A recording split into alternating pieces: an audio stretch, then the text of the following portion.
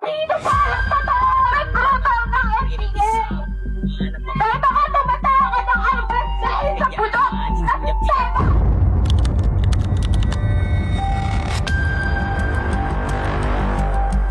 Sa halip na magbarilan tayo, no, awayin natin yung ating kapwa Pilipino, is maging bahagi tayo ng solusyon.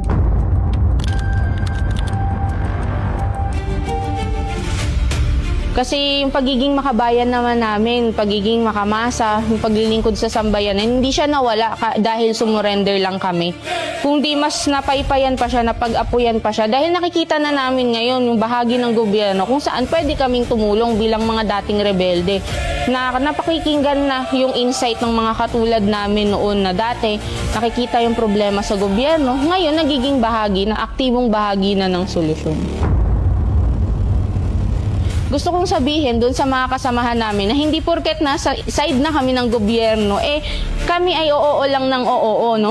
Kung makikita lang nila yung mga diskusyon na ginagawa natin sa loob ng mga bulwagang ito, baka isipin pa nila na hindi talaga kami nasa part ng government. Kasi kami mismo is tinutunggali o china-challenge din namin yung government itself, yung system itself from the inside.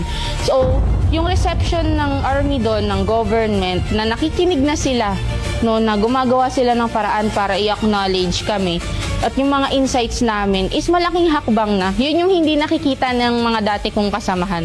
Na may pag-asa pa, na may pag-asa tayong mapakinggan, mabagal man yung ating pag-usad, pero meron tayong paggalaw na hindi natatapos yun sa paghawak lang ng armas.